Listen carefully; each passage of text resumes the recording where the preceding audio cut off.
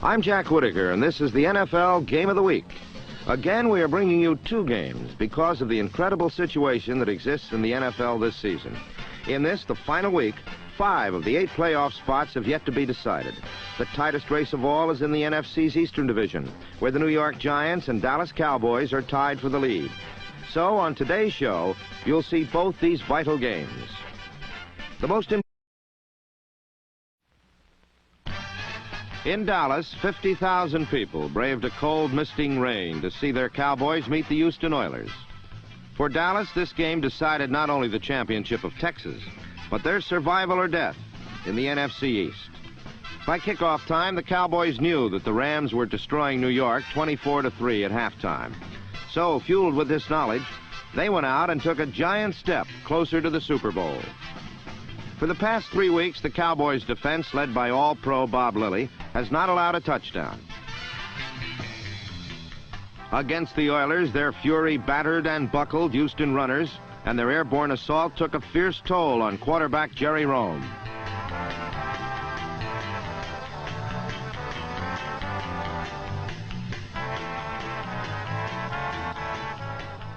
On offense, Dallas demonstrated the versatility that is their trademark. Strong running and receiving by number 32, Walt Garrison, set up a first-quarter field goal that tied the game at 3.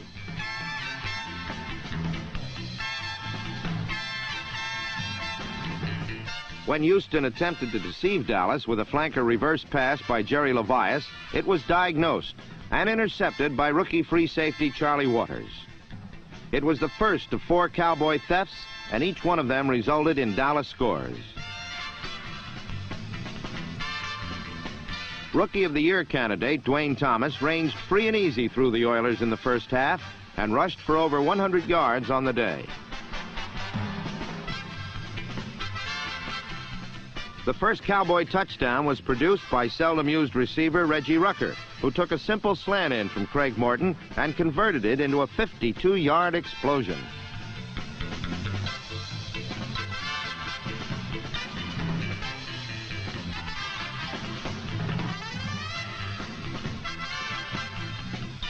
Another view shows that Rucker, number 88, operated from the center of the Cowboys' wishbone tee. Even with the defensive flow moving to the left with Rucker, Morton speared him cutting against the grain, and the willowy receiver glided expertly through the middle of the Oiler defense.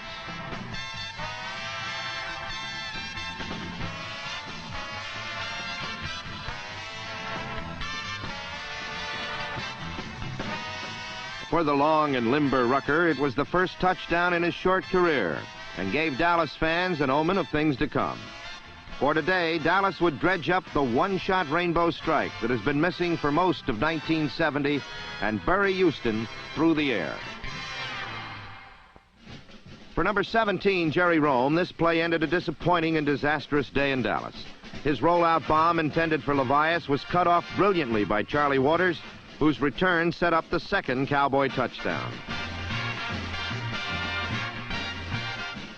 With Dallas fans demanding blood, quarterback Craig Morton, their sometimes hero, sometimes villain, laid open a gaping wound in the Oiler defense with a 38-yard scoring strike to Bob Hayes.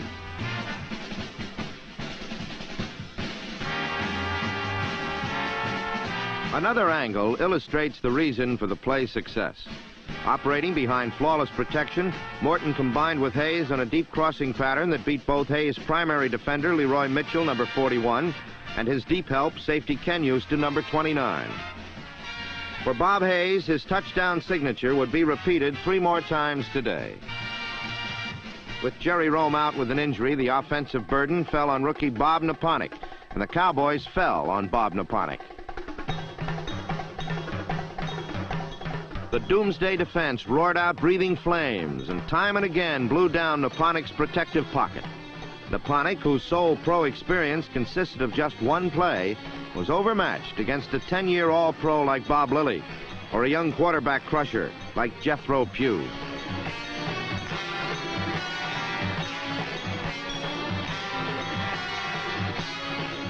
Naponic was nervy, young, and green. But today, Dallas Thunder colored him black and blue.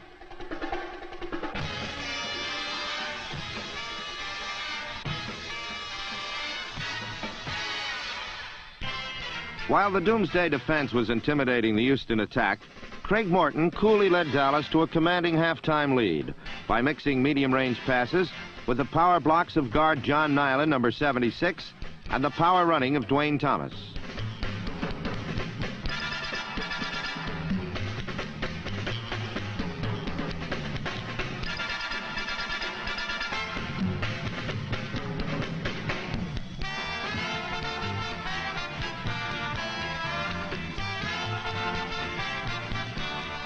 The tested formula of perfect blocking and Bob Hayes resulted in another 6 points for the Dallas Cowboys.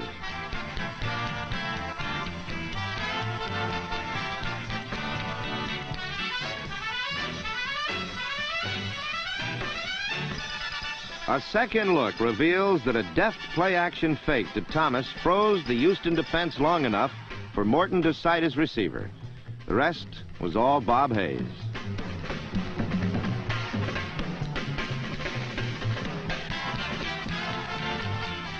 When the loudspeaker announced a Ram victory, the Cowboys held a 24-3 halftime lead, and it was all downhill from there.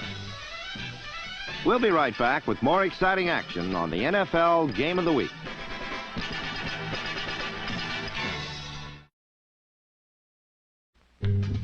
Ahead by 3 touchdowns, 24-3, the Dallas Cowboys came out for the final 2 quarters in sight of what 4 weeks ago looked like an impossible dream. In the third quarter, the probably overconfident Cowboys made their first mistake of the game. Morton's pass for Hayes was intercepted by Leroy Mitchell, whose race for glory ended in a mismatch with the fastest man in pads.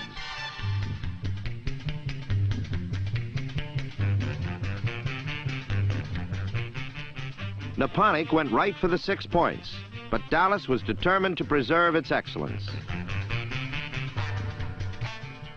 Once it was wide-ranging Charlie Waters who denied the Oilers. Finally, it was Jethro Pugh who deflected Naponic's pass into the waiting arms of linebacker Leroy Jordan, and through 15 straight quarters, Dallas still had not allowed a touchdown.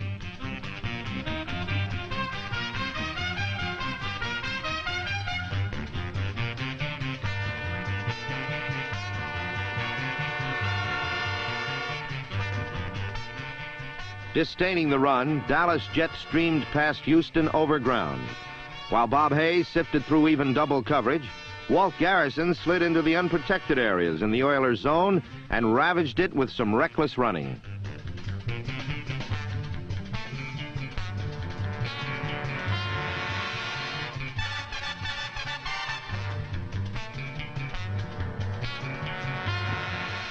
The Cowboys gained a 4-touchdown advantage when Morton connected with Hayes for a 3rd time.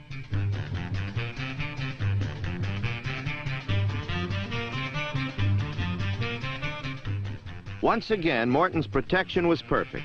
Once again, Hayes left Oiler defenders clutching only air as he evaporated into the end zone.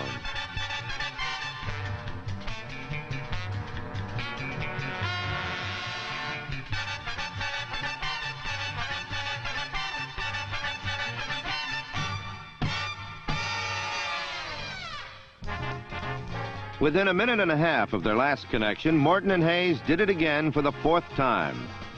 This time, Hayes was alone at the sideline as he revved up and motored for a 59-yard touchdown run.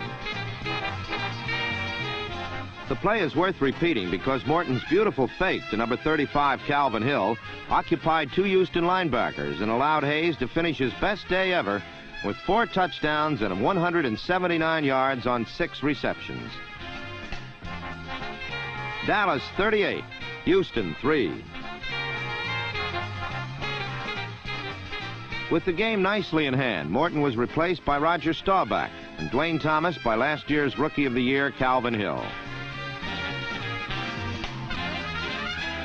Hill, who is trying to battle his way back into a starting job, tried a little bit too hard today and gave Houston its only touchdown when Johnny Peacock, number 44, scooped up his fumble and loped 41 yards for 6 points.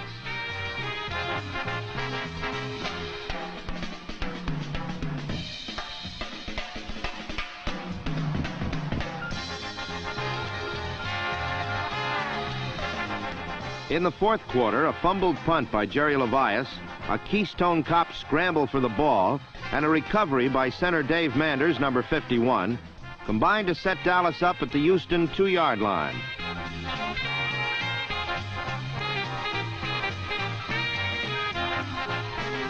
It only took Dallas one play to score as Hill hurtled over the stacked Oiler defense, and the score ballooned to 45-10.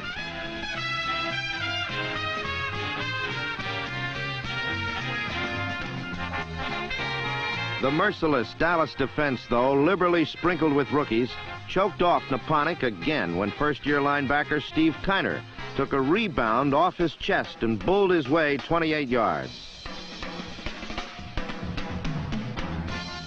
Reserve running back Claxton Welch ended the massacre with a second-effort bowl up the middle. The 52-10 rout of Houston was the Cowboys' 5th win in a row and sets up a showdown with the Detroit Lions in the Cotton Bowl on Sunday. Unlike previous years when they casually eased their way through the season, it has been a turbulent year for the troubled Texans. However, this may be a good sign, as their emotions may finally override their haunted playoff history and lead them to football's final appointment January 17th in Miami.